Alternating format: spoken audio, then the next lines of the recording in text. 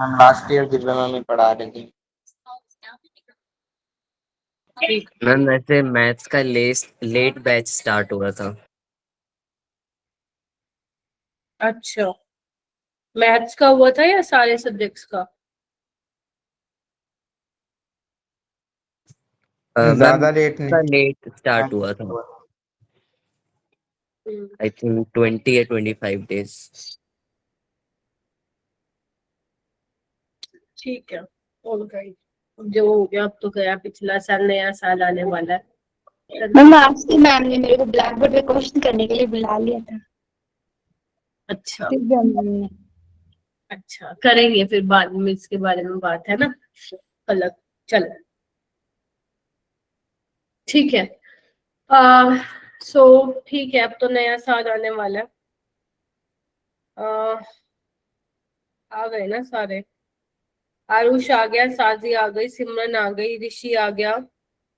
ऋषि एक बार मनीषा मैं एक बार ग्रुप पे बता देना आपने कल वाला टेस्ट क्यों नहीं दिया, ठीक है? बाकी सबने दिया था ना, जो है प्रेजेंट? ओके, वेरी गुड, ठीक है। ओके, रिकॉर्डिंग ऑन है। हाँ, सो अपने 5 लेक्चर हो चुके थे। आज अपना 6 लेक्चर है। फिनोल को ही कंटिन्यू करेंगे। सो एक बार फटाफट से रिकॉल कर लेते हैं कि क्या क्या किया था, ताकि तुम्हें थोड़ा सा ध्यान में आ जाए। आज वैसे क्या क्या करवाऊंगी मैं?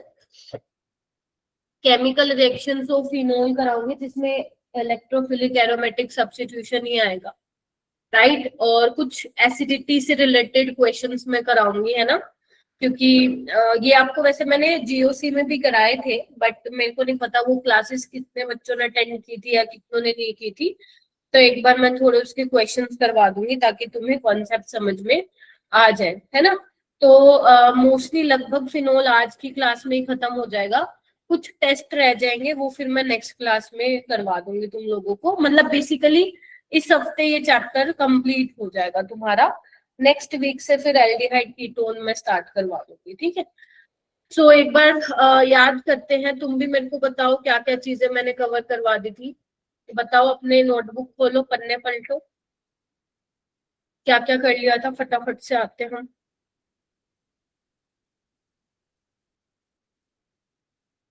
मैम प्रिपरेशन ऑफ फिनोल करा था, डाउस प्रोसेस।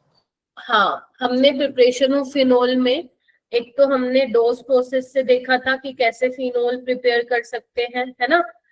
एक हमने बेंजीन से देखा था, याद करो, रिवाइज करो यहीं पे। बेंजीन में हमने क्या किया था? पहले सल्फोनेशन कराई थी, फिर डीसल्फोनेशन कराई थी with the help of NaOH, and after hydrolysis we will, क्या मिला था हमें? फिनोल मिला था, राइट? उसके अलावा हमने एनिलीन से करवाई थी। यस, एनिलीन से कार्बोक्सिलेशन। सबसे पहले हम लोगों ने डाइजोनियम सोल्ट बनाया था, फिर मोम वाटर के साथ ट्रीट करा के फिनोल बनवाया था। यस, सैलिसिलिक एसिड के साथ भी कराया था, मतलब से बनवाया था। सैलिसिलिक एसिड का डी कार्बोक्सिलेशन करा दिया था। रिएजेंट क्या था इसमें? NaOH और कैल्शियम ऑक्साइड था, जो बेसिकली डी कार्बोक्सिलेशन कर रहा था। Ma'am cumin.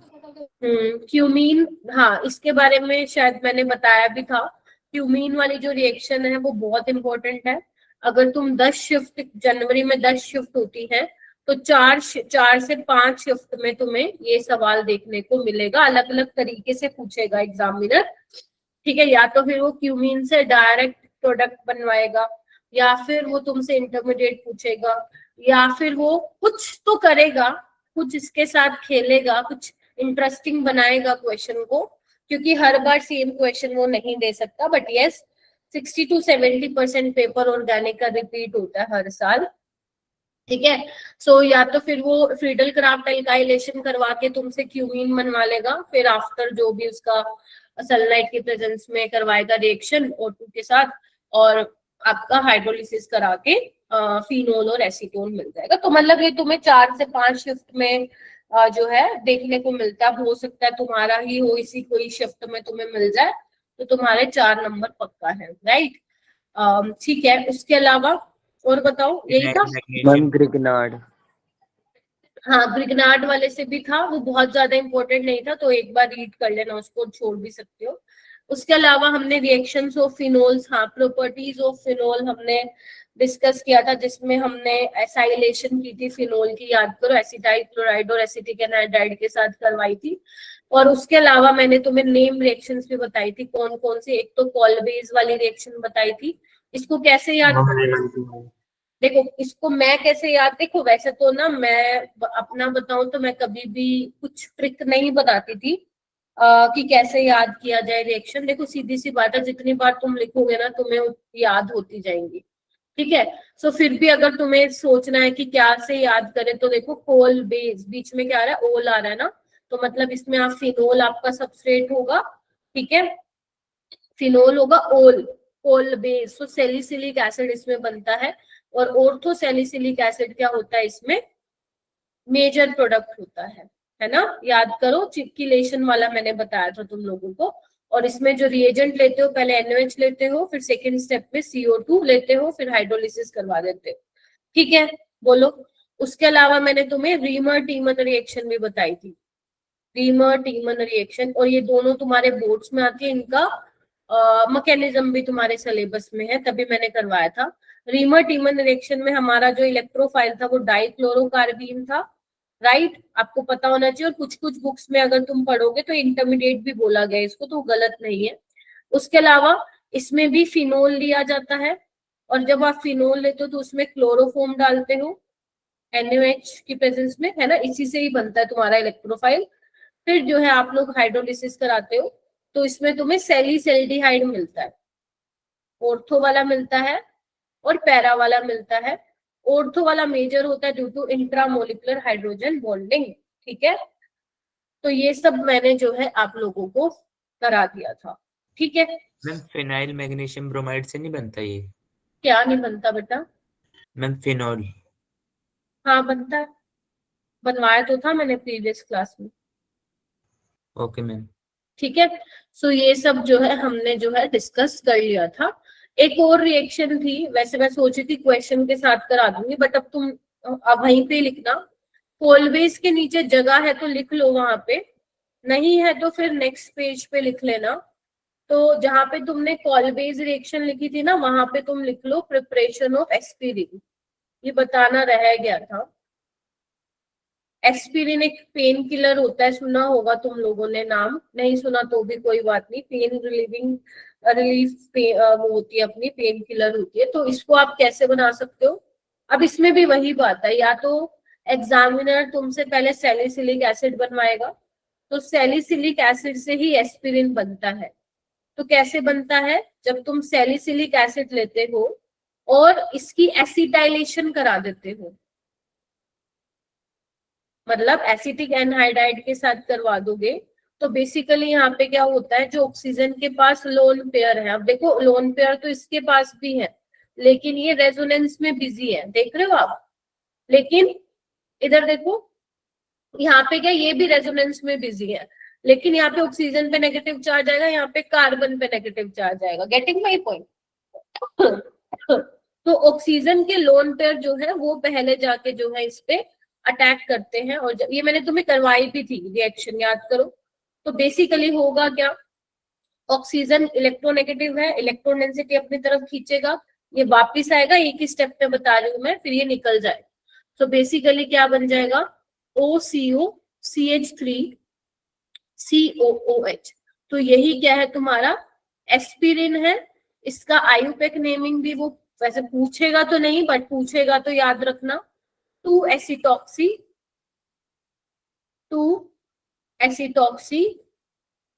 Benzoic acid, aspirin के नाम से ज्यादा पूछा जाता है ना। अब देखो डायरेक्ट इक्वेशन तो नहीं, मतलब डायरेक्ट रिएक्शन तो नहीं पूछेगा ना, सिंपल सी बात है, इतना आसान नहीं पूछेगा वो। तो वो पहले क्या करेगा, तुमसे सैलिसिलिक एसिड बनवाएगा, कॉलबेज रिएक्शन है ना, फिनोल से ये। और हो सकता है अगर उसको क्वेश्चन को और ट्रिकी करना हो तो वो पहले तुमसे फिनोल बनवा ले। अब फिनोल बनाने के तरीके मैंने तुम्हें समझा दिए, कहाँ कहाँ से तुम फिनोल बना सकते हो। तो डिपेंडिंग ऑन द क्वेश्चन कि उसने क्या पूछा है एंड क्या रिएजेंट्स उसने डाले हैं, फिर उसी के अकॉर्डिंग आपको मोस्ट अप्रोप्रिएट मार्क करना पड़ेगा। देखो कई बार आपको ऐसे भी लगेगा ऑप्शन में कि अरे मतलब ये भी हो सकता है, ये भी हो सकता है, आपको 4 में से 2 ऑप्शन लगे। वो वैसे क्वेश्चन मैंने अभी तक प्रैक्टिस नहीं करवाया आपको, है ना, क्योंकि वो भी आए नहीं है, क्योंकि आपने बहुत सारे रिएजेंट्स तो अभी पढ़े भी नहीं। तो आपको लगेगा कि 4 ऑप्शन में से 2 ऑप्शन आपको थोड़े से ऐसे लग रहे हैं कि हाँ ये भी हो सकता है, ये भी हो सकता है, लेकिन एक ऑप्शन में आप बिल्कुल श्योर होंगे कि हाँ इससे तो पक्का ये चीज बन सकती है, राइट। सो ऐसे वाले केस में आपको फिर ध्यान से जो है चीजों को करना पड़ता है, ऑप्शन को मार्क करके आना पड़ेगा और मोस्ट अप्रोप्रिएट आपको मार्क करना पड़ेगा, ठीक है। सो ऐसे वाले क्वेश्चंस भी पेपर में आते हैं। अभी जैसे जैसे तुम आगे बढ़ोगे तो वैसे वाले क्वेश्चंस में डेफिनेटली तुम लोगों को करवाऊंगी। इसका भी आयोपैक नेमिंग तुम लिख सकते हो, ये भी पता है ना तुम्हें, 2 हाइड्रोक्सी बेंजोइक एसिड, ठीक है। ये एक उसके नीचे प्लीज ऐड कर लीजिएगा और मुझे बता दो हो गया, फिर मैं आगे चलती हूँ, ठीक है। ये क्या 13 बच्चे कैसे हो गए, कहाँ गया सुमित, आ गया, गया कौन फिर यहाँ से भाई, है अभी तो 15 बच्चे थे ना, कौन भाग गया, खैर कोई बात नहीं। चलो अब यहाँ पे डालो हेडिंग, रीमर टीमन रिएक्शन मैंने कल करवाई थी तुम्हें। ये रीमर टीमन कार्बोक्सिलेशन है, मतलब यहाँ पे तुम क्लोरोफॉर्म की जगह क्या लेते हो, कार्बन टेट्राक्लोराइड यहाँ पे लेते हो, और यहाँ पे होता क्या है बेटा, यहाँ पे सैलिसिलिक एसिड बनता है। क्या बनता है यहाँ पे, सैलिसिलिक एसिड बनता है। और कैसे बनेगा वो मैं बताती हूँ, और तो सैलिसिलिक एसिड बनेगा या फिर साथ में पैरासिलिक से, मतलब दोनों बनेंगे। ये वाला मेजर होगा और ये वाला माइनर होगा। अब ये कैसे बनेगा वो मैं आप लोगों को अभी बताती हूँ, ठीक है। स्टार्ट करें, लिख लिया ना, ये तो मुश्किल लग रहा है कि चैप्टर बहुत ज्यादा, आई नो काफी सारी चीजें ध्यान देने वाली है, बट 2-3 बार लिखोगे ना कर लेना। मेरे को एक ना बच्चे ने बताया था, मैं आप लोगों के साथ वो चीज शेयर करना चाहूंगी। जैसे जब बच्चे कई बार क्या होता है ना, टीचर तो ठीक है वो अपने एक्सपीरियंस से बच्चों को बता देता है कि हाँ तुम ये करो तो ये वर्क करेगा तुम्हारे लिए, बट कई बार क्या होता है ना, बच्चा बच्चे से ज्यादा रिलेट कर पाता है क्योंकि उसने वो जर्नी को देखा है, तो वो आप उससे रिलेट कर पाते हो। तो मैं शेयर करना चाहूंगी आपके साथ। तो मेरे एक स्टूडेंट था, ठीक है, हो गए 3 साल हो गए, तो उसका कॉल आया था अभी कुछ दिन पहले, तो फिर मैंने उससे बात की थी, तो ऐसी नॉर्मल बात चल रही थी। सो फिर मैंने उसको थोड़ा सा पूछा कि लाइक तुम्हारे लिए क्या चीज काम करी थी ऑर्गेनिक में, क्योंकि उसका ऑर्गेनिक अच्छा था, मतलब काफी अच्छा था उसका ऑर्गेनिक, और जेई में मोस्टली सवाल वो बना के आया था ऑर्गेनिक के। सो मैंने उससे पूछा कि क्या चीज थी जो तुम्हें कम, क्योंकि मैं तुम्हारे कॉन्टेक्स्ट में पूछ रही थी उससे कि उससे मेरे को कोई ऐसी चीज पता चल जाए जो तुम लोगों के काम में आए। तो फिर उसने मुझे ना ये बोला था, उसने भी क्लास 12 के साथ ही निकाला था जेई, है ना। सो मैंने उससे पूछा था कि क्या चीज तुम्हारे लाइक मतलब हेल्पफुल रही तुम्हारे लिए, तो उसने मेरे को ये बताया कि मैम ऑर्गेनिक में मैंने सिंपल ये किया था, मेरे पास रिएजेंट्स के अलग मतलब मैंने अलग नोट्स बना रखे थे, नेम रिएक्शन के अलग बना रखे थे, जितनी भी नेम रिएक्शन है और रिएजेंट्स है और जितने भी केमिकल टेस्ट है पूरी ऑर्गेनिक के, वो मैंने अलग से बना रखे थे नोटबुक में ऑर्गेनिक के, और उन्हीं को मैं रिवाइज करता था और उन्हीं को मैं बार बार लिख के देखता था। वो कह रहा था कम से कम मैंने मैम एक नेम रिएक्शन को 4 से 5 बार लिखा था, सबस्ट्रेट क्या होगा, रिएजेंट क्या होगा और प्रोडक्ट क्या होगा, ठीक है। ये चीज तो तुम्हें मेरे ख्याल से पता है। और उसने मेरे को एक चीज बताई जो शायद आप लोगों के साथ नहीं कभी आपको बताई होगी। वो क्या करता था ना, जैसे वो 12th में ही था जब उसका हुआ जेई का रैंक आया, उसका जनवरी वाले में ही आया, काफी अच्छा रैंक था उसका, याद नहीं एग्जैक्ट मुझे। तो वो क्या करता था, वो ना जब स्कूल में जाता था तो वो अपनी नोटबुक लेके जाता था ऑर्गेनिक की, क्योंकि उसके साथ भी सेम इश्यू था जैसे आप मुझे बोलते हो कि मैम टाइम नहीं मिल पाता। तो वो जो उसका फिक्स था कि मुझे ऑर्गेनिक की नोटबुक लेके जानी है जो उसके नोट्स बने हुए थे, ठीक है। तो वो ऑर्गेनिक की नोटबुक लेके जाता था स्कूल में, तो उसको 20-25 मिनट वो निकाल लेता था, जैसे तैसे भी निकालता था। कहता मैम मेरा पीरियड वैकेंट हो या ना हो, मैं निकाल लेता था 20-25 मिनट। और वो 20-25 मिनट सिर्फ क्या करता था, इन रिएक्शंस को देखता था। समझ रहे हो आप, जैसे मान लो फिनोल वाला चैप्टर मैं करा रही हूँ, तो वो फिनोल की सारी रिएक्शंस को देखता था और वो देख के समझने की कोशिश करता था और फिर उसको एक ब्लैंक पेज पे लिखता था।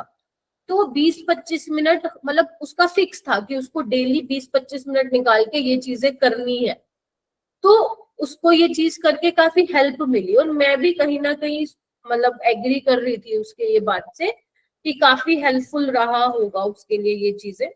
तो मैं आपको भी यही सजेस्ट करूंगी कि आप लोग भी ये चीज कर सकते हैं। अगर आप स्कूल में आधा घंटा निकाल सकते हो, तो अगर आपको लग रहा है कि ऑर्गेनिक करने में दिक्कत हो रही है या चीजें बहुत ज्यादा है, तो इससे क्या होगा ना, तुम डेली बेसिस पे चीजें रिवाइज करोगे और जब हम डेली कोई चीज को बार बार रिवाइज करते हैं तो लॉन्ग टर्म के लिए वो हमारी मेमोरी स्टोर हो जाता है और हमें काफी लंबे टाइम तक वो चीज याद रहती है।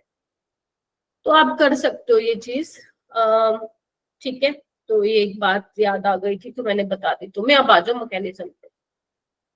ठीक, चलो भाई। तो हाँ, सबसे पहले फिनोल NaOH के साथ रिएक्शन कराओगे तो क्या बनेगा, फिनोक्साइड आयन, है ना। ये तो हम करते ही आ रहे हैं। और ना थोड़ा आप पैटर्न को ऑब्जर्व किया करो कि मैम क्या करा रही, कुछ चीजें मैं बहुत ज्यादा रिपीट करती हूँ। अगर तुम नोटिस कर रहे हो, ये शायद तुम तीसरा चैप्टर पढ़ रहे हो मेरे से ऑर्गेनिक का, तो तुम नोटिस कर रहे हो कि मैं कुछ चीजें बहुत रिपीट करती हूँ। जैसे NaOH के साथ कराया तो हमें पता है फिनोक्साइड आयन बनेगा। तो ये चीजें आप लोगों को ध्यान में रखनी है, सिर्फ ये नहीं कि लिखे जा रहे हो लिखे जा रहे हो। ठीक है, अब है यहाँ पे CCl4। तो बेसिकली CCl4 के साथ कैसे रिएक्शन होती है ध्यान से देखेंगे। जैसे ही आपका ये लिविंग ग्रुप यहाँ से बाहर निकलेगा तो कार्बन पे क्या आएगा, पॉजिटिव चार्ज आएगा, बोलो हाँ या ना। तो जैसे ही कार्बन पे पॉजिटिव चार्ज आएगा ये पीछे से क्या करने वाला है, अटैक करने वाला है, समझे। तो अगर ये पीछे से अटैक करने वाला है तो एक बार देखोगे आप क्या बनेगा, क्या कुछ ऐसा बनेगा, देखो, यस और नो। अब कार्बन पर नेगेटिव चार्ज नहीं आएगा, क्यों नहीं आएगा, क्योंकि भाई ये निकला, इसकी इलेक्ट्रॉन एफिशिएंसी को खत्म कर दिया। अब तुमने क्या किया, ये जब तुमने काम कराया तो तुमने एक तो चीज छेड़खानी कर दी। वो छेड़खानी क्या है, तुमने एरोमेटिसिटी तो लूज करा दी इसकी। तो अब ये क्या करेगा, एरोमेटिसिटी रीगेन कराएगा। ये वाला स्टेप भी मैं बहुत रिपीट कर रही हूँ आजकल। तो जब ये एरोमेटिसिटी रीगेन करवाएगा तो क्या होगा, ध्यान से देखेंगे सारे बच्चे। ये यहाँ 3 Cl लगे हुए हैं कार्बन पे और ये हो जाएगा O नेगेटिव और इसका Na+ is a counter ion. उसके बाद क्या करना है, एक्वस NaOH के साथ रिएक्शन करवानी है। ध्यान से देखो, कोई भी स्टेप अगर तुम्हें समझ में नहीं आया मुझे बता देना। अब क्या होगा, 3 क्लोरीन हट के क्या लग जाएंगे बताओ, OH लग जाएंगे। कल भी किया था ना ऐसे, कल मेरे पास 2 क्लोरीन थे, आज मेरे पास 3 क्लोरीन है। और मैम आपने ये एक्सेस में, हाँ जी बोलो। NaOH एक्सेस में। हाँ, आपके जो आपने लिया है लाइक मीडियम में लिया है वो काफी ज्यादा बेस है, तभी वो तीनों Cl को यहाँ पे रिप्लेस कर रहा है, राइट। अच्छा, अब तीनों Cl को रिप्लेस करके OH लगा दिया है तो फिर अब क्या होगा, एक कार्बन पे 2 H स्टेबल नहीं होगा तो 3 कैसे होगा, तो यहाँ से क्या निकलेगा बताओ, पानी निकलेगा। Yes ma'am. तो बस पानी जो निकलेगा वो इसकी पूर्ति कर देगा, OH बना देगा और यहाँ पे क्या बन जाएगा, COOH। देखना एक बार, ये बन जाएगा तुम्हारा ऑर्थो सैलिसिलिक एसिड। दिख रहा है।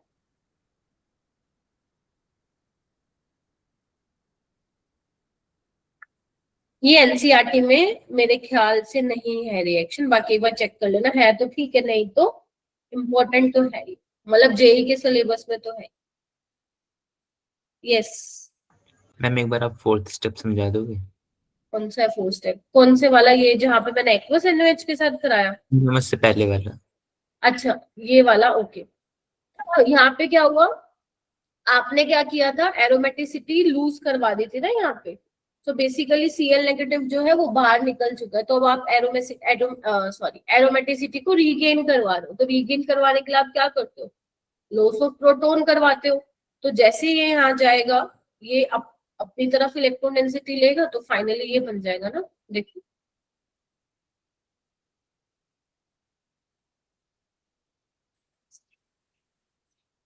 इसमें क्या क्या समझ में नहीं आया, बताओ। ऐसे मैम सब बोलो ना, Cl नेगेटिव गया, उसने H+ ले लिया। हाँ बोलो। मैम वैसे ये सेकंड से थर्ड स्टेप आने में बहुत ज्यादा एनर्जी लगेगी ना? यस, क्योंकि वो एरोमेटिसिटी पहले एरोमेटिक था, और फिर ये इसने अपनी एरोमेटिसिटी खो दी, तो भाई साहब जद्दोजहद तो लगेगी। This is a slow step of the reaction, right. तो इस तरीके से ये रिएक्शन हो जाएगी, ठीक है। चलो करूं आगे, मतलब चलूं? Yes ma'am. डन? चलिए, बहुत बढ़िया। आगे चलती हूँ, लिख के जरूर देखना। अच्छा, ये क्वेश्चन रह गया था ना कल क्लास में। अच्छा, ये तो मेरे को बल्कि पहले कराना था। कोई बात नहीं, ये वाला कर दो भाई, कर दो। पढ़ना, इस क्वेश्चन को पढ़ो और क्या समझ में आ रहा है मुझे बताना। तुम ही बताओगे मुझे हैंड रेस करके क्या समझ में आया।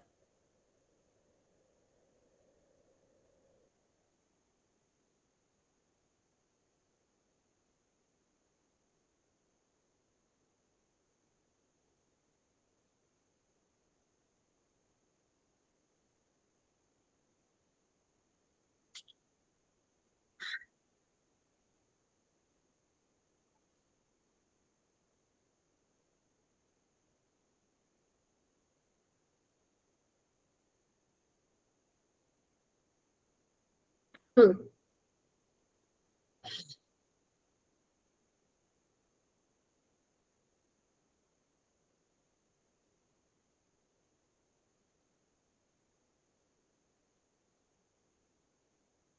कोई बताने की किसी की इच्छा हो तो प्लीज बताइए।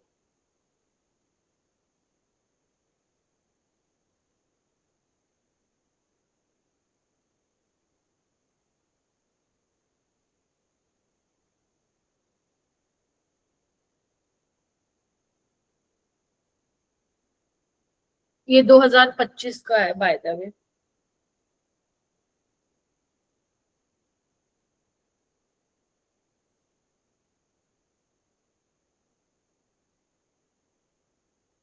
गौरव क्या समझ में आ रहा है? हाँ क्या गौरव? सिमरन कुछ मैम ये समझ? एक्स एसीटोन है।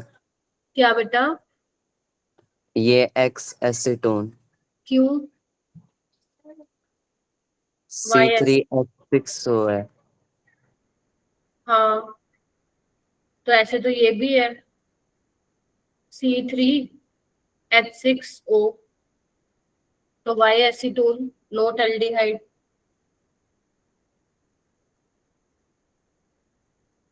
गर्व, क्या लग रहा है? कुछ हिंट, कुछ समझ में आ रहा है क्वेश्चन को देख के? प्रिंस, सुमित, संदीप, कुछ भी समझ में आ रहा हो तो चलो। अब मैं, मैम हाँ बोलो बोलो बोलो गर्व। मैम एक्स तो एसेटोन ही होगी। रीजन बताइए मेरे को, वाई एसीटोन।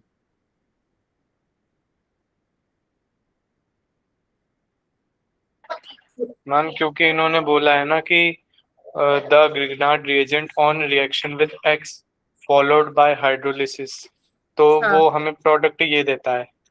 तो ऐसा रिएक्शन विद एक्स, तो वो एसेटोन ही हो सकता है।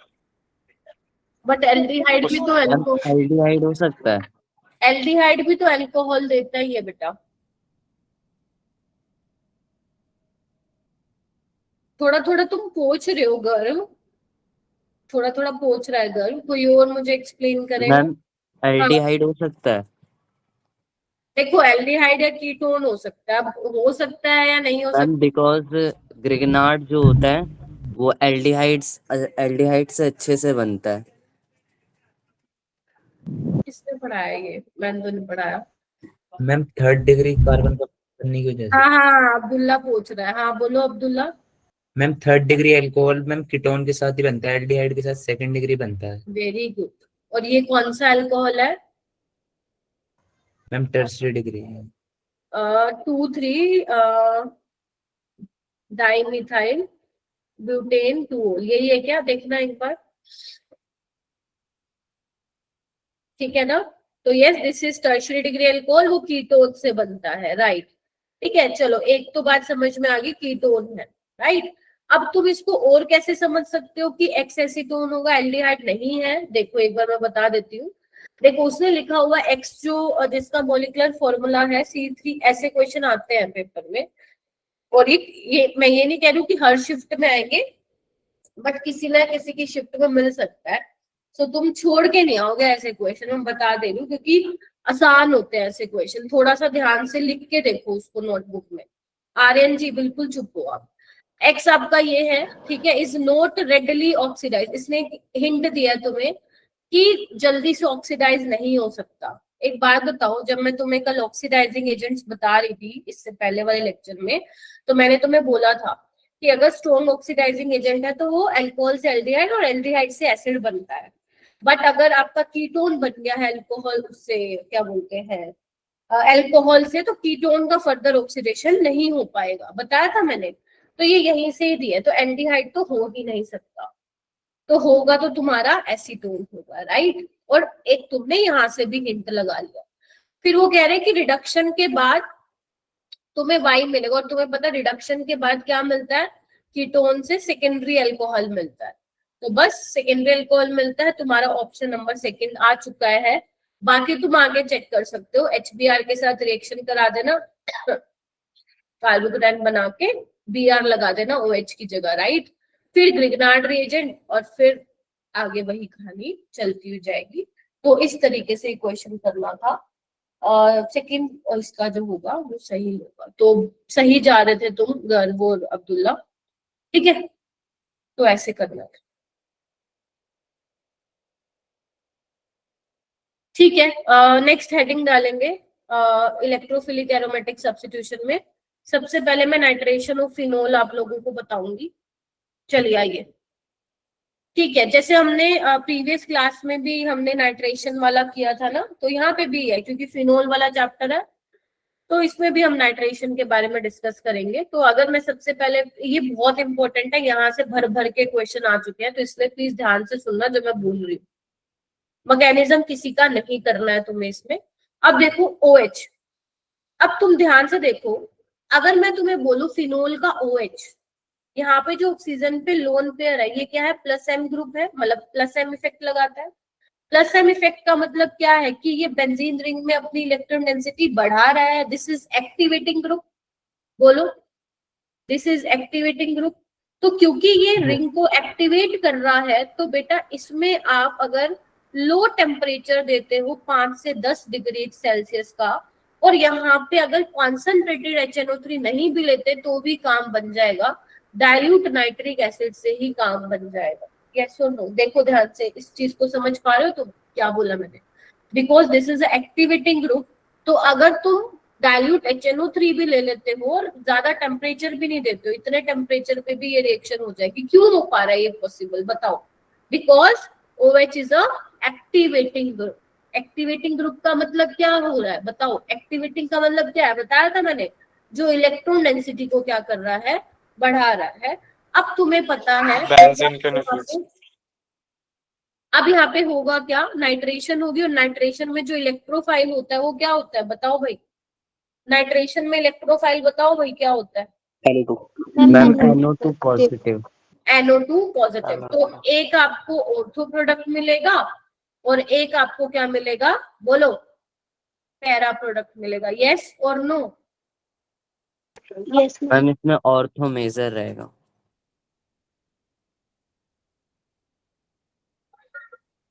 This is orthonitrophenol, this is paranitrophenol. अब बात आती है कि ये तो बन गए, अब इससे हमें बेसिकली करना क्या है ना, एनसीईआरटी में जो डायरेक्ट रिएक्शंस लिखी हुई है हमें उससे क्वेश्चंस बनाने कि हमें पेपर में क्या क्या क्वेश्चंस मिल सकते हैं, इसीलिए ये रिएक्शंस इंपॉर्टेंट है। बाकी तो तुम्हें आती है, नहीं भी बताऊंगी तुम्हें पता चल जाएगा, हाँ भाई NO2 जो प्लस है वो उसका इलेक्ट्रोफाइल और बस हो जाएगा। लेकिन इससे क्वेश्चंस क्या क्या बनेंगे वो हमें देखना है। सबसे पहले ऑर्थोनाइट्रोफिनोल मैं बोलूंगी मेजर है और ये वाला माइनर है, वो तुम्हें यहाँ पे दिख भी रहा होगा क्योंकि ऑर्थोनाइट्रोफिनोल में तुम्हें दिख रहा है हाइड्रोजन बॉन्डिंग दिख रही है, ये देखो, बोलो। तो इंट्रामोलिकुलर हाइड्रोजन बॉन्डिंग की वजह से क्या है, ये मेजर बनता है, ठीक है, बोलो। और ये वाला पैरा वाला क्या बनता है, कम अमाउंट में बनता है। अब इससे बेटा 3-4 सवाल बनते हैं जो पेपर में आते हैं, कौन कौन से, एक एसिडिटी का सवाल बनता है कि दोनों में से एसिडिक कौन होगा। एक बार अपने लाइक कंट्रोल रखना, अगर जिसको आता है तो अच्छी बात है, मैं पूछती हूँ अभी तुम लोगों से, बॉइलिंग पॉइंट किसका ज्यादा होगा, ठीक है। और तीसरा सवाल बनता है वोलेटिलिटी का, तुम इससे रिलेट कर सकते हो। और एक तीसरा बनता है सोल्यूबिलिटी किसकी ज्यादा होगी। तो ये 3 सवाल जो है इस वाले कॉन्सेप्ट मतलब बेसिकली नाइट्रेशन ऑफ फिनोल से बनते हैं। तो सबसे पहले मैं यहाँ पे एसिडिटी की बात करूंगी कि एसिडिटी किसकी ज्यादा होगी, मतलब कौन ज्यादा एसिडिक होगा। मैम पैरा की, क्यों होगी, एक्सप्लेन करो। मैम उस पे O नेगेटिव बनेगा, जिसको ये पैरा पे नाइट्रो ग्रुप लगा पड़ा है वो उसका नेगेटिव चार्ज कम करेगा। किसका, O पे जो नेगेटिव चार्ज आएगा जब H+ लूज करेगा तो फिर तो वो जो नाइट्रो ग्रुप लगा पड़ा है ये -I भी दिखाएगा एंड -M। फिर तो O पे चार्ज को स्टेबल करेगा, नेगेटिव चार्ज कम करेगा, तो स्टेबिलिटी ऑफ कंजुगेट बेस हो जाएगा इसमें। उसमें क्या दिक्कत आ गई ऑर्थोनाइट्रोफिनोल में, मैम उसमें कम कर पा रहा है ना ऑर्थो पोजीशन पे। क्यों कर पा रहा है, वही तो मैं पूछ रही हूँ। ऑर्थो पे भी तो, ऑर्थो पे नाइट्रो लगा हुआ है, ये भी तो लगा रहा है -F -I, ये भी लगा रहा है -M -I, और -I होता है डिस्टेंस डिपेंडेंट, उस हिसाब से तो मेरा ऑर्थो वाला ज्यादा एसिडिक होना चाहिए। मैम वहाँ पे H बॉन्डिंग हो रही है तो मैम वहाँ पे H इतनी आसानी से निकलेगा नहीं। यस, देखो मैं दोनों चीजें आप लोगों को बता देती हूँ पहले। देखो अगर मैं अपने नॉर्मल कॉन्सेप्ट से चलूं तो अपना फटाफट सुनना, because you already know the concept, मैंने GOC में बताया हुआ है। देखो दोनों ही -M -I लगाएंगे, -M सेम है तो उसको तो डिस्कार्ड कर दो बिकॉज उसके बेसिस पे you can not explain. -I आपका जो इंडक्टिव इफेक्ट होता है वो डिस्टेंस डिपेंडेंट होता है, तो आप ये बोल सकते हो कि मैम -I ऑर्थो वाले में ज्यादा लग रहा है ना बिकॉज डिस्टेंस कम है, पैरा में कम लग रहा है। तो हो सकता है तुम्हारे हिसाब से जो एक्सपेक्टेड ऑर्डर है, मतलब जो तुम्हारे हिसाब से या मेरे हिसाब से जो एक्सपेक्टेड ऑर्डर होना चाहिए वो ऑर्थो का ज्यादा होना चाहिए पैरा से, एसिडिक करेक्टर। बट एक्चुअल में जो ऑर्डर होता है वो पैरा का ज्यादा होता है। हालांकि इनकी पीके में बहुत ज्यादा डिफरेंस नहीं होता, पॉइंट का डिफरेंस होता है, बट स्टिल पैरा वाले की पीके क्या होती है, कंपैरेटिवली कम होती है। रीजन इसका यही है जो इसने आर्यन ने बोला, क्या, क्योंकि H+ तो निकलेगा, राइट, H+ तो निकलेगा, यहाँ पे भी निकलेगा, यहाँ पे भी निकलेगा, बट यहाँ पे आसानी से नहीं निकल पाएगा। क्यों, क्योंकि ये हाइड्रोजन बॉन्डिंग में इन्वॉल्व है, गेटिंग माई पॉइंट।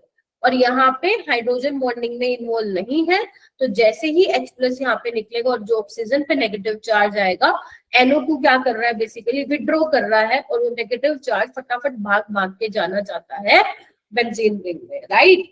तो यहाँ पे एसिडिक करेक्टर पैरा वाले में क्या होगा, ज्यादा होगा एज कंपेयर टू ऑर्थो वाले में। और अगर मान लो मुझे ऑर्थो, मेटा और पैरा के बीच में बताना हो, मतलब लाइक ऑर्डर लगाना हो, तो मेटा वाला तो सबसे पीछे आएगा क्योंकि मेटा में सिर्फ क्या है, -I इफेक्ट लगाएगा। याद करो मेटा पोजीशन पे सिर्फ इंडक्टिव इफेक्ट ऑपरेट होता है, ठीक है। फिर ऑर्थो और सबसे पहले क्या आ जाएगा,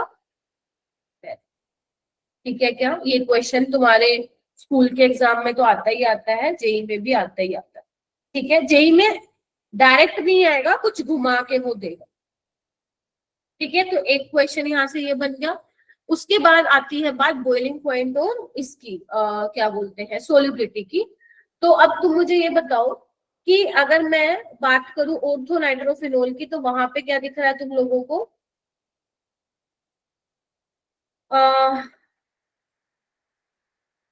हाइड्रोजन बॉन्डिंग दिख रही है, राइट?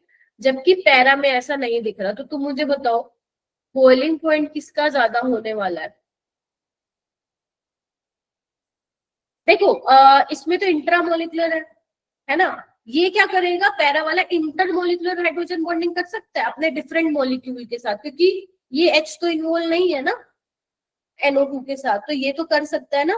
बोलो यस और नो, सारे बच्चे बताइए, कर सकता है कि नहीं कर सकता? बिल्कुल कर सकता है। अगर कर सकता है तो किसमें हाइड्रोजन बॉन्डिंग तुम्हें ज्यादा दिखाई दे रही है, ऑर्थो में या पैरा में? मैम पैरा में।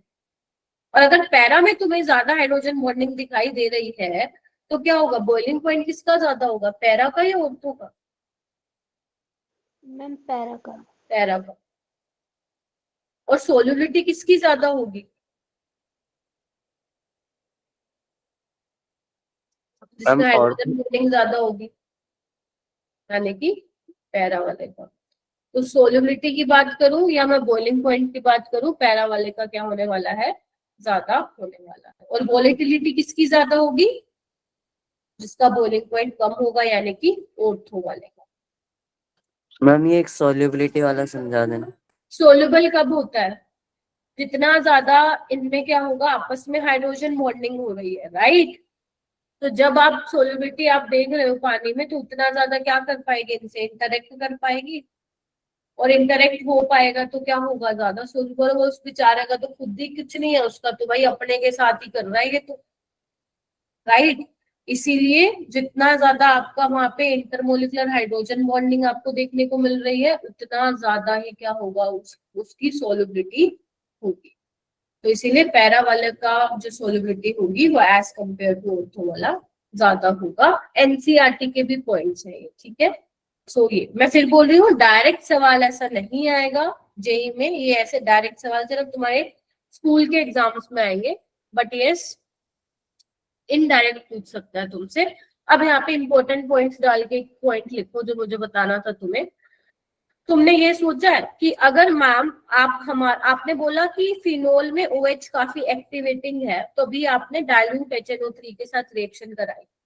अगर मान लो मैं इसकी जनरली हम नाइट्रेटिंग मिक्सचर ही लेते हैं ना नाइट्रेशन के लिए, याद करो सारे बच्चे, यही लेते हैं ना? तो इससे पता है क्या होगा, इससे बड़ी सी थोड़ी सी दिक्कत हो जाएगी। होगी क्या, अब तुमने भाई साहब कॉन्सेंट्रेटेड ले लिया, ध्यान से सुनना, OH एक्टिवेटिंग था, तो तभी तुमने क्या कहा, चलो भाई डाइल्यूट ही ले लेते हैं, डाइल्यूट से काम हो जाएगा, ऑर्थो और पैरा मिल जाएगा। अब यहाँ पे एक तो OH एक्टिवेटिंग हो गया ग्रुप, ऊपर से तुमने भाई साहब कॉन्सेंट्रेटेड ले लिया। तो इसमें होता क्या है ना, जब ये तुम काम करते हो ना, तो बनता कुछ ऐसा है कि दोनों ऑर्थो पोजीशन और पैरा पोजीशन पे क्या आ जाता है, इनके मैकेनिज्म नहीं होते, इनके मैकेनिज्म नहीं करना, और जैसे भी करना है तो समझ जाना NO2+ आएगा जो कि सारी पोजीशन ऑक्यूपाई कर लेगा। तो बेटा यहाँ पे पिक्रिक एसिड बन जाता है, समझ रहे हो? This is very important reaction also in your NCERT as well, मतलब इतनी जबरदस्त इंपॉर्टेंट है, तुम उठा के देखना 25, 24, 23 के पेपर मिलेगी ये रिएक्शन। पिक्रिक एसिड बनता है, येलो कलर का होता है, लेकिन ये ना अच्छी यील्ड में नहीं होता, या मैं सिंपल लिखूं पुअर यील्ड होती है, मतलब पुअर यील्ड मिलती है, समझिए ना, पुअर यील्ड का मतलब कम अमाउंट मिलता है इसका। ऐसा क्यों? क्योंकि ये है ऑक्सीडाइजिंग एजेंट, यस और नो? तो ऑक्सीडाइजिंग एजेंट में क्या होता है, ये फिनोल का भाई साहब ऑक्सीडेशन भी करा देते हैं, तो पिक्रिक एसिड के साथ साथ ये भी हमें फ्री फंड का मिल जाता है। This is your benzoquinone. अगर तुमने स्कूल में की है ये रिएक्शन तो तुम्हें थोड़ा थोड़ा पता लग रहा होगा। तो हमें साइड प्रोडक्ट ये भी मिलता है, जिसकी वजह से इसकी यील्ड इतनी अच्छी नहीं आ पाती है। ये ध्यान में रखनी है भाई रिएक्शन। अब सवाल ये आता है कि मैम देन हमें पिक्रिक एसिड की यील्ड अच्छी मिलेगी कैसे? यस और नो? हमें पिक्रिक एसिड की यील्ड, सवाल बनता है या नहीं मिलता है? एनसीईआरटी में स्पेशली लिखा हुआ है कि अगर तुम फिनोल की रिएक्शन कंसंट्रेटेड HNO3, कुछ बुक्स में ये दोनों लिखे हुए हैं, कुछ बुक्स में सिर्फ कंसंट्रेटेड HNO3 लिखा हुआ है। अगर तुम रिएक्शन कराते हो तो तुम्हें पिक्रिक एसिड के साथ साथ फिनोल का ऑक्सीडेशन हो जाता है, तो ये भी मिलता है भाई साइड। अब साइड प्रोडक्ट ये भी मिल रहा है तो ओवरऑल इसकी यील्ड कम हो गई ना।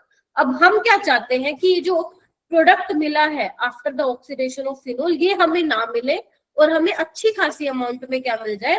पिक्रिक एसिड मिल जाए। तो इसके लिए हम क्या करते हैं? इसके लिए हम लोग सल्फोनेशन कराते हैं। क्या कराते हैं? सल्फोनेशन कराते हैं। तो होता क्या है यहाँ पे, ध्यान से देखो, यहाँ पे सल्फोनिक ग्रुप लग जाता है। ऑर्थो पे लगेगा और पैरा पे लगेगा, बोलो हाँ या ना? यस और नो? अब ये क्या है? इलेक्ट्रॉन विड्रॉइंग ग्रुप है कि नहीं है? दोनों जल्दी से कंफर्म करो सारे बच्चे मेरे को। क्या मेरा सल्फोनिक वाला ग्रुप इलेक्ट्रॉन विड्रॉइंग है या नहीं है? मैं बिल्कुल है भाई, लिखवाया था आपने। तो अब ये इलेक्ट्रॉन विड्रॉइंग ग्रुप है तो क्या करेगा? इलेक्ट्रॉन डेंसिटी को खींचेगा अपनी तरफ। भाई खींचेगा कि नहीं? Yes. बिल्कुल मैम खींचेगा। ये देखो ऐसे खींचेगा, ये इधर ये ऐसे खींचेगा। तुम्हें बनाने की जरूरत नहीं है, सिर्फ मैं समझा रही हूँ। देखो ऐसे खींचेगा, आजा भाई, रेजोनेंस में जाएगा। तो इलेक्ट्रॉन डेंसिटी खींच रहा है तो इलेक्ट्रॉन डेंसिटी डिक्रीज हो रही है। अब इलेक्ट्रॉन डेंसिटी डिक्रीज हो रही है तो क्या फिनोल का अब ऑक्सीडेशन हो पाना आसान है क्या? जैसे ऊपर हो गया था, नहीं आसान। तो इसीलिए पहले हम सल्फोनेशन करा देते हैं, उसके बाद हम क्या करते हैं? कॉन्सनट्रेटेड नाइट्रिक एसिड के साथ ट्रीट करवाते हैं। तो अब यहाँ पे हमें साइड प्रोडक्ट नहीं मिलता और हमें क्या मिलता है? बहुत अच्छी खासी अमाउंट में क्या मिल जाता है? बोलो, पिक्रिक एसिड मिल जाता है। That is 2,4,6 try nitrophenol. This is your picric acid. और इसकी जो यील्ड आती है वो काफी अच्छी आती है। तो ये तरीका होता है। तो एनसीईआरटी में दोनों रिएक्शन तुम्हारी मेंशन है, तो आपको ये दोनों ही रिएक्शन का पता होना चाहिए। फिर से समझाऊं क्या? बताओ या चलूं आगे?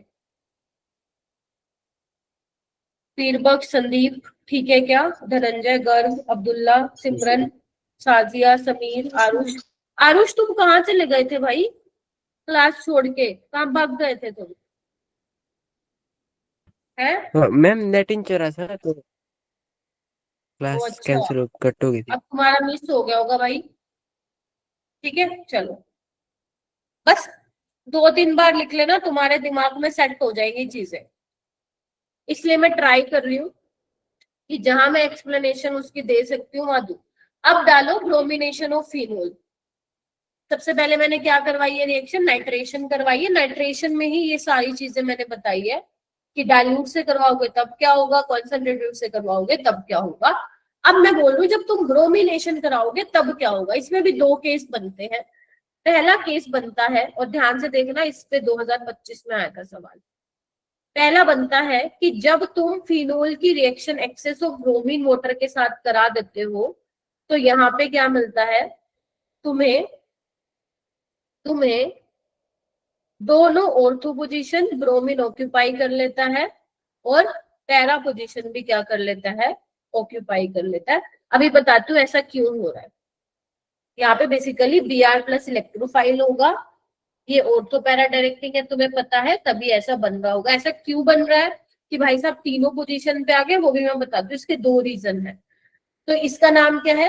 2,4,6 ट्राइब्रोमो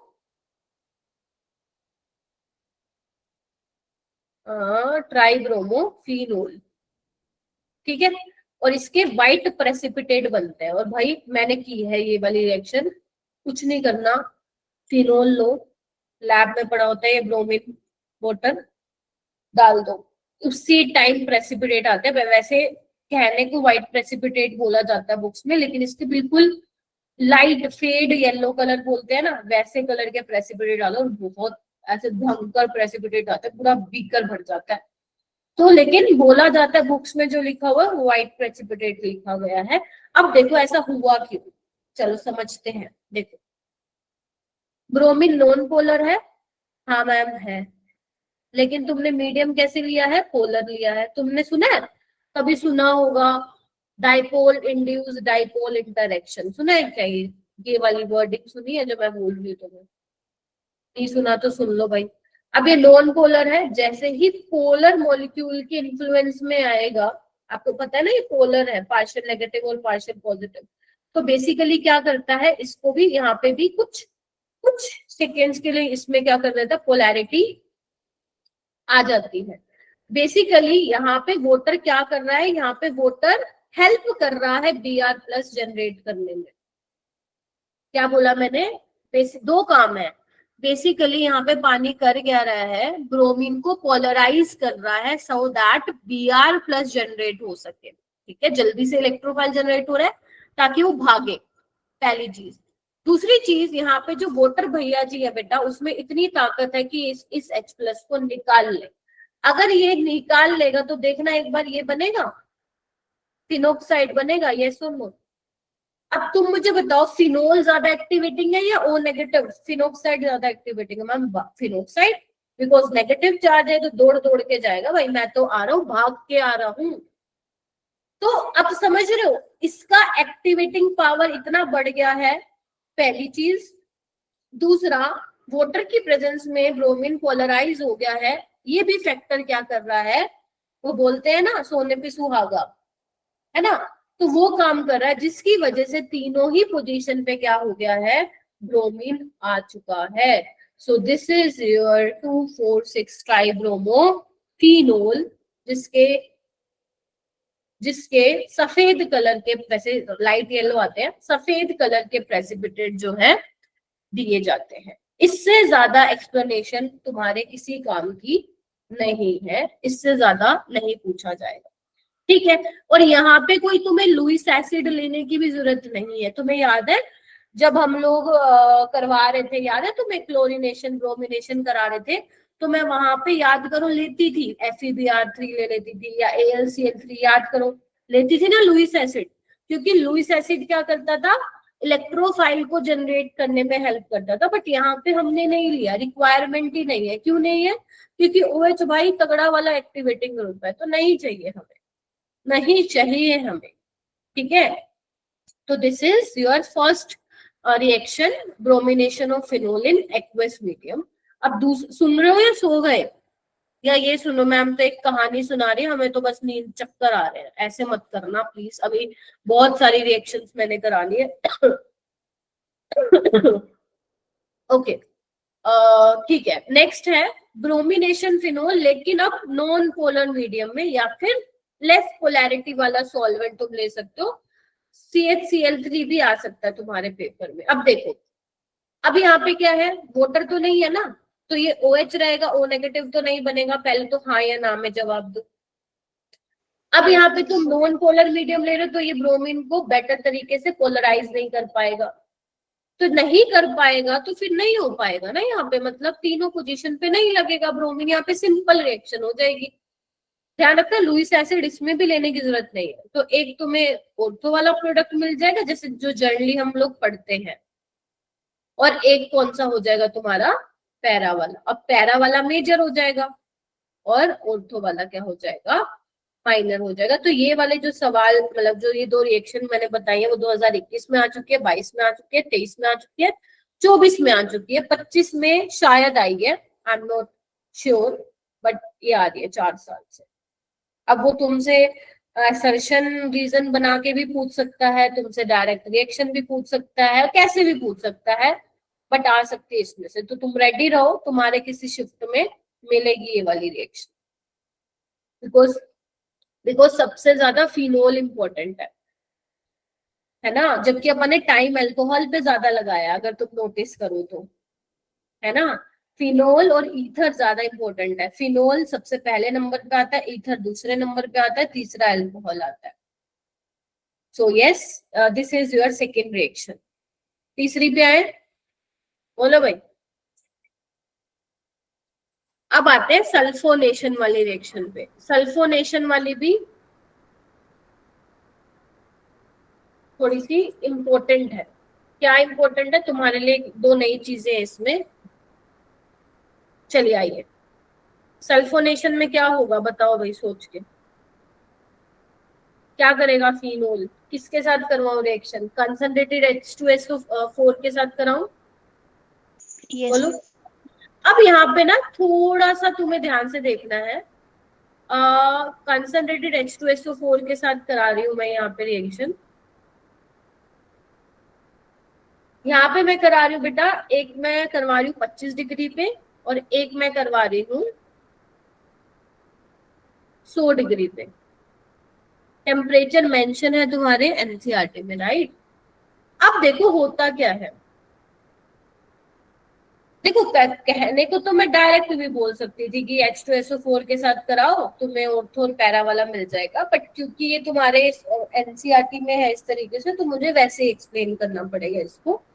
देखो, तो यहाँ पे क्या है, जब आप 25 डिग्री लो टेम्परेचर पे रिएक्शन करवाते हो, आपको पता है लो टेम्परेचर पे, मैं थोड़ा सा बता देती हूँ नहीं पता है तो, लो टेम्परेचर पे रिएक्शन जल्दी हो जाती है, और जो रिएक्शन जल्दी हो जाती है उनको हम बोलते हैं कि ये रिएक्शन काइनेटिकली कंट्रोल्ड है। तो यहाँ पे ऑर्थो वाला प्रोडक्ट जो होता है वो मेजर होता है। क्या बोला मैंने?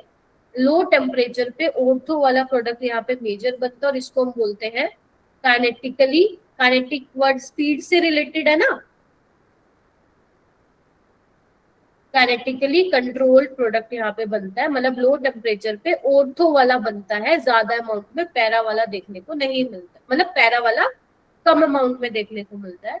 लेकिन जब तुम टेम्परेचर मान लो 25 डिग्री हुआ, जैसे जैसे जैसे जैसे टेम्परेचर बढ़ता है तो आपको पैरा वाला क्या मिलता है? मेजर प्रोडक्ट मिलता है। और जब पैरा वाला मेजर मिलता है जो कि स्टेबल होता है, उसको हम बोलते हैं थर्मोडायनेमिकली स्टेबल।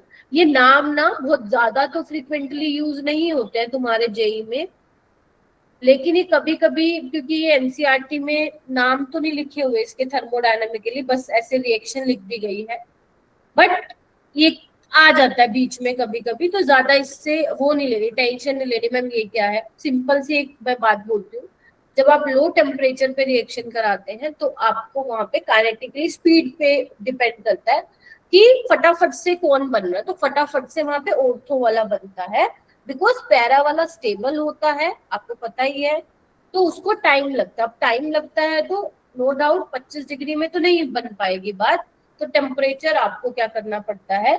ज्यादा करना पड़ता है। इसीलिए इसको हम थर्मोडायनेमिकली स्टेबल या मैं बोलूं थर्मोडायनेमिकली कंट्रोल्ड प्रोडक्ट भी बोलते हैं। ठीक है, बस इतना ही है, ये इतना जहन पे लेने की इसको जरूरत है नहीं। ठीक है, अब एक सवाल और आता है क्या मेरे पास? हाँ, ये इतना लिख लिया आपने? कंफर्म करो, इतना लिख लिया? मैं पानी पी लेती हूँ यार, गला सूख गया यार आज तो, मैं ही, मेरे को लग रहा है मैं ही भूली जा रही हूँ, आज क्वेश्चन नहीं करवाया ना मैंने।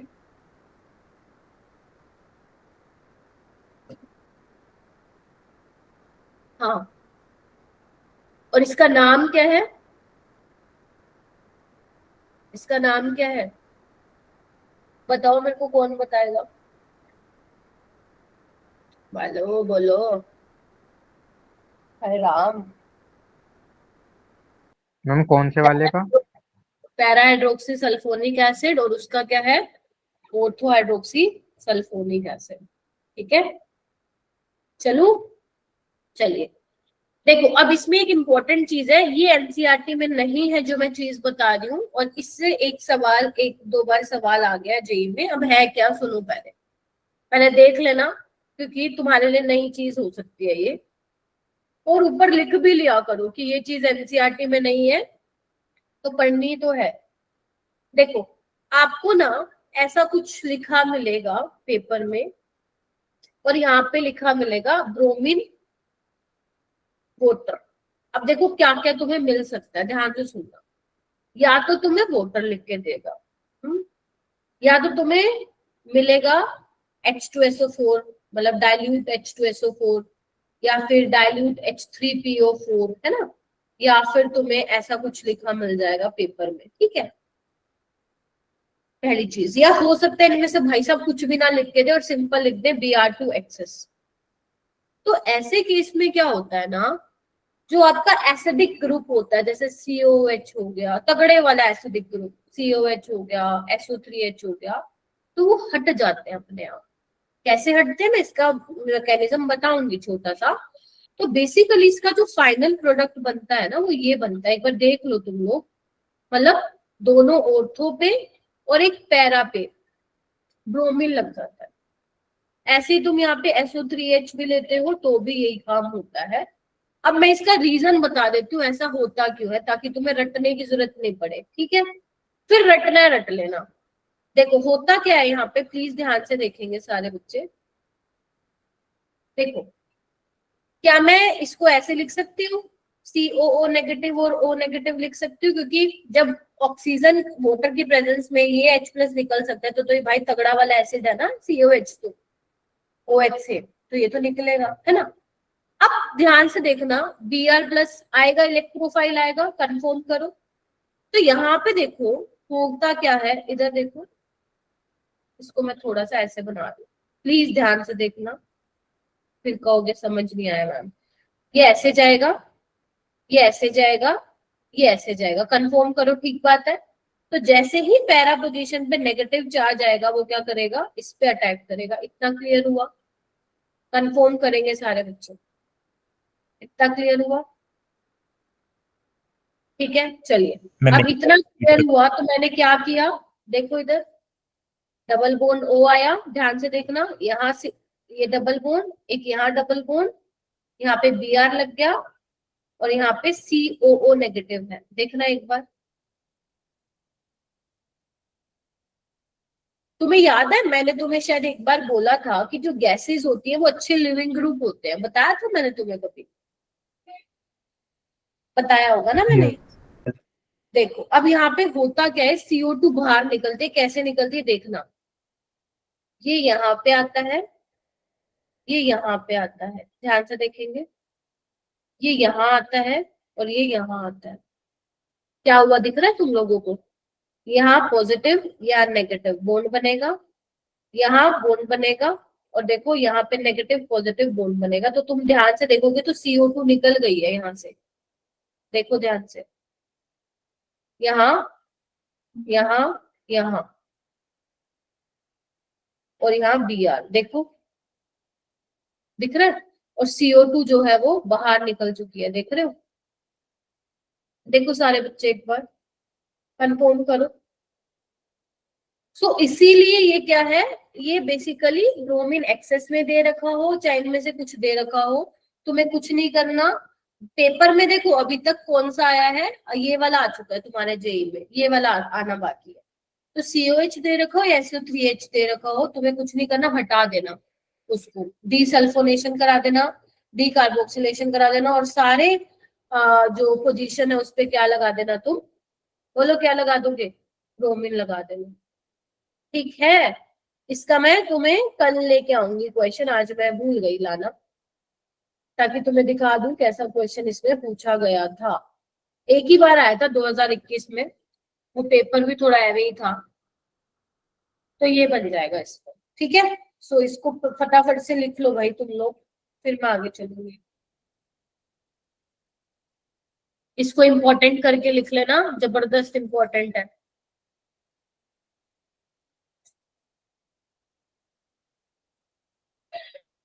सोना नहीं है, बिल्कुल नहीं सोना, मौसम वैसे ऐसा ही हो रखा है ना, आलसियों वाला। कौन अपने कंबल में लपेट, मतलब कौन ब्लैंकेट में सो रहा है, कोई है बच्चा जो ब्लैंकेट में सो के ऐसे फोन ऐसे करके देख रहा है, ऐसे करके। मैं तो देखती थी जब मेरे को कुछ समझ नहीं आ रहा होता था टीचर का, तो तुम में से पक्का बैठे हो गए ऐसे, जिसके ऊपर से जा रहा होगा मैम, पता नहीं है क्या दिमाग का सही हो रहा है, डीसल्फोनेशन फलाना सल्फोनेशन। हम तो इंजीनियर बनने का सोच रहे, पता नहीं मैडम क्या ही कराई जा रही है, सल्फोनेशन डीसल्फोनेशन, क्या करना है हम इसको पढ़ के। हाँ बोलो। मैम CO2 निकलने के बाद ये कैसा है एक बार बताना। क्या बेटा? मैम CO2 निकलने के बाद में क्या करा है वो बताना एक बार। कुछ नहीं किया, बस मैंने क्या किया, एरोमेटिक बना दिया इसको। यहाँ पे आ जाएगा डबल बॉन्ड, यहाँ पे आ जाएगा, बस हाइड्रोलिसिस कराने के बाद OH ऐसे तुम सारी पोजीशन पे करवा सकते हो। यही है ना फाइनल प्रोडक्ट अपना 2,4,6 ट्राइब्रोमोफिनोल। बस मेरे को यही बताना था कि कैसे जो है CO2 यहाँ से निकल रही है। चलिए ठीक है। मैम वहां पे अगर कार्बोक्सिलिक एसिड और SO3H नहीं दिया होगा तो ये होगी ना रिएक्शन, कहाँ गई ये रही। Okay ma'am. और मैम अगर सिर्फ एक्सेस में भी दे रखा होगा Br2 तब भी वही वाली होगी। हाँ ठीक है। चलिए, ये है reaction of phenol with zinc dust. इससे आसान तुम्हें कुछ भी नहीं लगेगा ऑर्गेनिक में। तुम्हारी आत्मा खुश हो जाएगी इसको देख के, कितनी सिंपल रिएक्शन है। फिनोल के साथ कराओ भाई रिएक्शन, जिंक डस्ट डालो लैब में उठा के, ग्रे कलर का पाउडर होगा, जिंक ऑक्साइड मिलेगा और बेंजीन बना लेगा, बस खत्म। और ये इतनी काम की रिएक्शन है, पता नहीं 4-5 बार तो मैं अभी देख लिया आज सुबह ये वाली रिएक्शन। मैम ये तो 11th में भी थी ना? पढ़ी है 11th में तो अच्छी बात है, नहीं पढ़ी तो यहाँ मैम पढ़। शायद हाइड्रोकार्बन में थी। ठीक है, तो बेसिकली ये सिंपल थी। इसके साथ साथ एक और भी देख लो भाई, 5वीं वाली। अगर मैं फिनोल की रिएक्शन किसी ऑक्सीडाइजिंग एजेंट के साथ करा देती हूँ, कंसंट्रेटेड HNO3 ले लो या सोडियम डाइक्रोमेट ले लो, ये ज्यादा पॉपुलर रिएजेंट है भाई। In the presence of sulphuric acid, तो ऑक्सीडेशन हो जाता है फिनोल का और हमें मिल जाता है बेंजोक्विनोन। ये भी बहुत पेपर में आती है, ये दोनों भाई साथ साथ आते हैं पेपर में। 6th वाली रिएक्शन भी लगे हाथ में, साथ में लिख लो भाई। जब आपके पास फिनोल है और अगर आप इसकी रिएक्शन PCl5 के साथ करवाओगे तो क्या होगा, क्या OH हट के Cl आ जाएगा? नहीं, देखो इतनी आसानी से तो ये आता नहीं है, बनता है लेकिन लेस देन 1% इसकी यील्ड आती है, मतलब बहुत ही कम बनता है। इसकी जगह ये बनता है भाई, देखो भाई ये बन जाता है।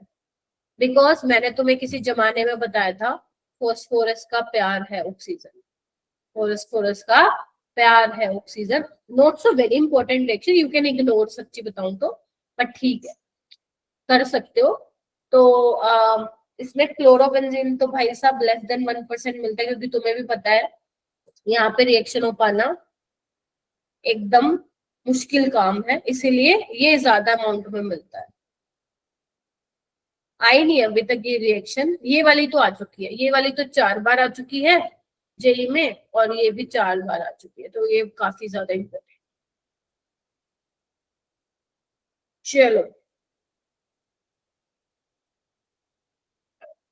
कई बार ना मैं जैसे यूट्यूब तो मैं भी भाई चलाती हूँ, है ना, ऐसा तो है नहीं मैं नहीं चलाती हूँ, तो कई बार मैं यूट्यूब पे वो देखती हूँ ना वीडियोस, जब जेई के पेपर होते हैं तो लाइव डिस्कशन चलते हैं ना, भाई साहब इतना भयंकर वो करते हैं ना बच्चों को। ये जो यूट्यूब पे पढ़ाते हैं, मैं चैनल का तो नाम नहीं लूंगी, वो मेमोरी बेस्ड क्वेश्चन करवाते हैं, ठीक है। तो जो इजी इजी क्वेश्चन होते हैं ना, तो बच्चे भी क्या होते हैं ना, जो देखो नॉर्मल सी बात, अगर मान लो तुम में से कोई बच्चा दे के आएगा पेपर, तो मैं तुमसे पूछूंगी कि अरे बोलने दो ना, तुम्हें पहले बोलना होता है, रुक जाओ, शांति रखो, ठंड रखो। तो अगर मैं तुमसे पूछूं तो मैं पूछूंगी भाई बता दो कौन से पेपर में क्वेश्चन आएंगे, तो नो डाउट तुम मुझे वो बताओगे जो आसान होंगे, है ना, जो तुमने किए होंगे। मानते हो कि नहीं मानते? ठीक है, तो वही बच्चे भी बताते हैं भाई, ये टेंडेंसी होती है भाई, जो आसान है जो करके आए वो बताएंगे। तो भाई साहब ऐसे आते हैं, हमने जो पढ़ाया वही आया, राइट, ठीक है। सो ये चीज होती है उसमें, लेकिन एक ना बहुत मैं उसका वर्ड मेरे को मिल नहीं रहा है कि मैं क्या उसको नाम बोलूं, दूं उसको नाम। होता ये है कि जब लाइव डिस्कशन होता है ना, तो सच्ची बताओ मैं भी देखती हूँ यूट्यूब, क्योंकि अगर मान लो मेरे पास नहीं आया है पेपर, तो मैं भी शायद जाके देखूंगी कैसे क्वेश्चन आए। और मैं लिटरली बता रही हूँ तुम्हें, मैं 2 साल से ये चीज कर रही हूँ, देखती हूँ। तो जो क्वेश्चन ये मेमोरी बेस्ड यूट्यूब चैनल पे आते हैं ना, और जब तुम इसको मैच करोगे फाइनल पेपर से, बहुत डिफरेंस होता है, बहुत डिफरेंस। जितना सिंपल बना के यूट्यूब वीडियोस पे डाले जाते हैं मेमोरी बेस्ड क्वेश्चन, एक्चुअल में क्वेश्चन थोड़ा सा अलग होता है, और उसमें एग्जामिनर ने बहुत फंसा रखा होता है। तो बहुत अच्छा तरीका होता है व्यूज हासिल करने का ये। तो जस्ट मेरे को शेयर करना था तो मैंने करा, तो प्लीज ऐसे झांसे में मत आए, और जब पेपर होगा तो कृपया करके क्लास में आ जाना डिस्कशन करने, ठीक है। चलिए क्वेश्चन करो इसको, अभी हमारे पास टाइम है। मैम एक बनाओ बार तो पेज दिखा दोगे? क्या दिखा दो बेटा? मैम प्रीवियस पेज हो गया मैम। अरे यार बहुत सारी रिएक्शन तो अभी भी रहती है। चलो क्वेश्चन करो पहले, कल कराऊंगी फिर। क्वेश्चन करो, मैं नहीं बताऊंगी भाई, तुम ही करो, मैं तो पढ़ा दी। ए और बी बताना है तुम्हें।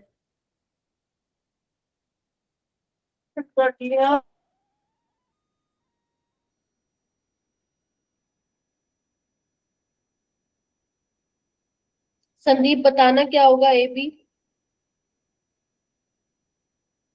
सुमित तो अपने ना पेपर की तैयारी कर रहा है, सुमित अपने पेपर की तैयारी कर रहा है।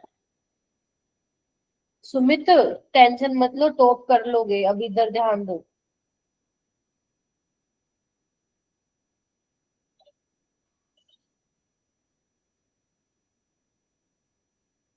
हाँ जल्दी बताओ, कौन बताएगा?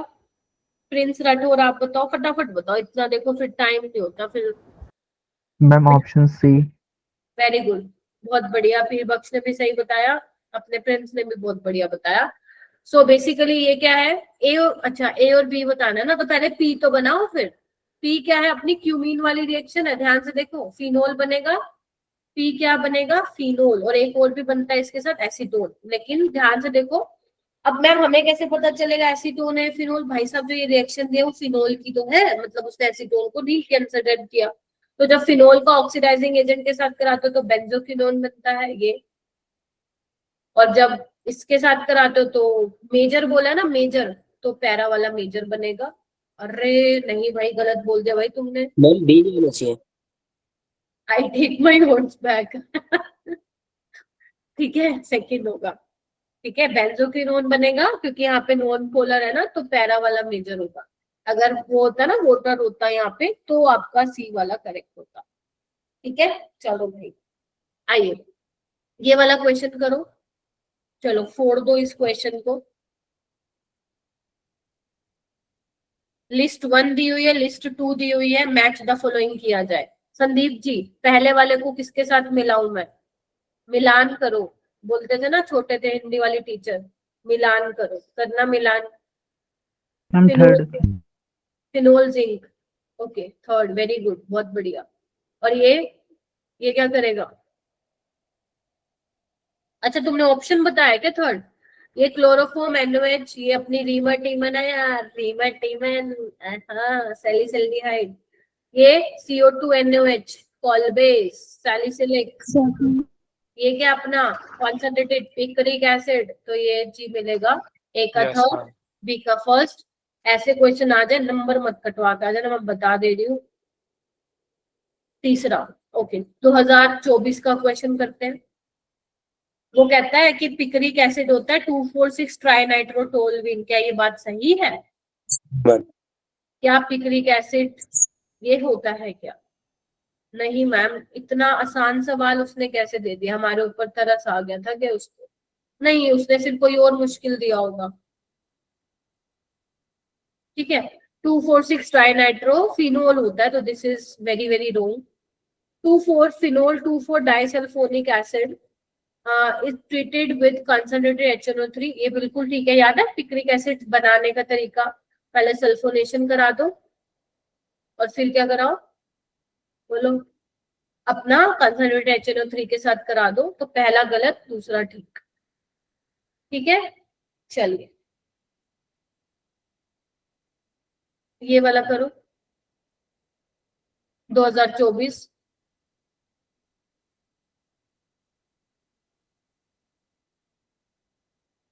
ओके मैंने भी वैसे इधर पढ़ाया नहीं है, बट ठीक है, हिंट दे दूं क्या अगर नहीं पता तो? OCH3 प्लस M लगाता है, तो नाइट्रेशन है, एक ऑर्थो पे जाएगा और एक पैरा पे जाएगा। वैसे तुम्हें ऑप्शन में दिख भी रहा होगा, बट आपको मेजर बताना है, तो पैरा वाला मेजर बनेगा। उसके बाद देखो क्या होगा।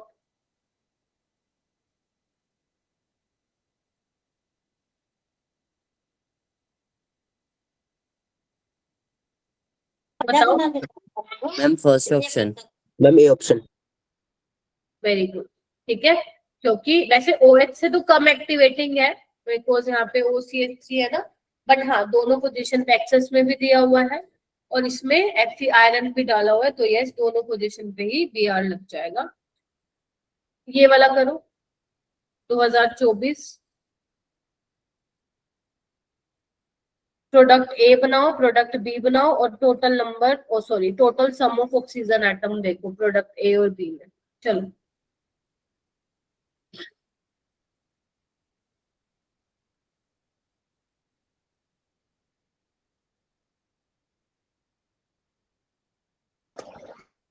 मैम ए और बी दोनों के करके बताना है ना।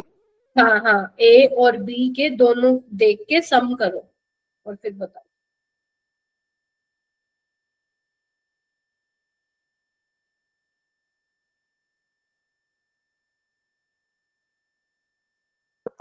मैम 14 आएगा। 14, ठीक है, और Rn 14, प्रिंस तुम्हारा भी 14 है क्या? Yes, ma'am. संदीप, गर्व, साजिया, समीर, ऋषि, श्रुति, यस गौरव। मैम 14। देखो ए तो ये बन जाएगा 2,4 डाइसल्फोनिक वाला एसिड, ठीक है। उसके बाद अपना ये करने पे पिक्रिक एसिड बनता था, ठीक है। तो बस ये कर लेते हैं हम, ऑक्सीजन काउंट कर लो, 7 ऊपर है 7 नीचे है, तो 14 आ जाएगा, 14 आंसर हो जाएगा, ठीक है। तो इस तरीके से होगा। ये वाला क्वेश्चन करो 2024। हाँ बेटा। मैम मैम लास्ट क्वेश्चन में सल्फोनेशन वाले से है ना ए जो बन रहा है? हाँ ये वाले यहाँ से। तो मैम इसमें ऑर्थो और पैरा दोनों पे आएगा? ये रहा, पिक्रिक एसिड को बनाने का तरीका है ना बेटा, ठीक है। Okay ma'am.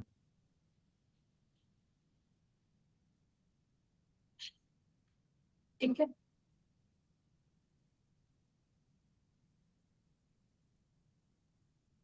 अच्छा तुम इससे कंफ्यूज हो रहे हो क्या? कोई बात नहीं, ऑर्थो और पैरा वाला लोगे ना उसका मिक्सचर ले लेना, तो आप ऐसे बोल सकते हो इनके मिक्सचर से 2,4 डाइसल्फोनिक एसिड बना होगा, फिर पिक्रिक एसिड बन गया होगा, ठीक है। उससे कंफ्यूज मत होना अगर तुम इससे कंफ्यूज हो रहे हो, ठीक है।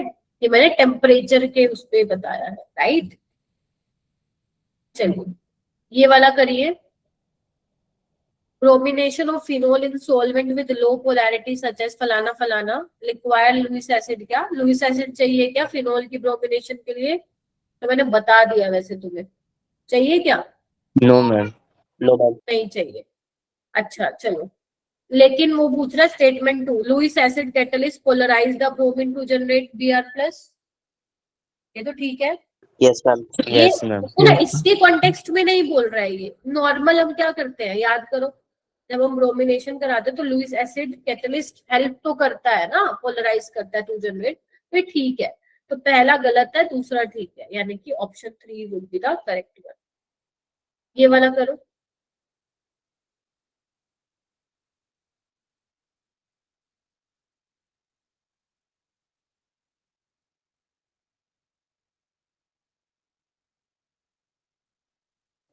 मैम सेकंड गलत है।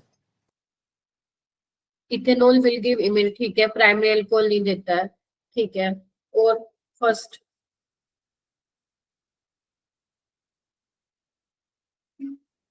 पीरबक्स ने यू टर्न मारा है, बिल्कुल अपनी स्टडीज में। यही नवंबर तक कह रही हूँ भाई, यही रखना जनवरी तक अपना कंसिस्टेंसी, तो बात बन जाएगी भाई, पता चले बीच में फिर गायब हो गए तुम। पैरा नाइट्रोफिनोल ज्यादा एसिडिक होता है, यस बिल्कुल, अभी मैंने डिस्कस किया था, दोबारा नहीं एक्सप्लेन करूंगी मैं। पहला ठीक, दूसरा गलत। अब देखो मेरे को आगे भी करवाना था, बट ठीक है अब टाइम हो रहा है, ठीक है कोई नहीं, मैं नेक्स्ट क्लास में करवाऊंगी। थोड़ा सा और रहता है, एक फिल्डरक्राफ्ट अल्काइलेशन रहती है, फिनोल की कपलिंग रिएक्शन रहती है, एंड देन उसके बाद एसिडिटी की कुछ सवाल मैं करवाऊंगी आपको, तो लगेगा थोड़ा सा और टाइम लगेगा, बट इट्स ओके, इस हफ्ते we will complete this chapter, ठीक है। तुम्हारे साथ थोड़ी सी मैं बात भी कर लेती हूँ ना।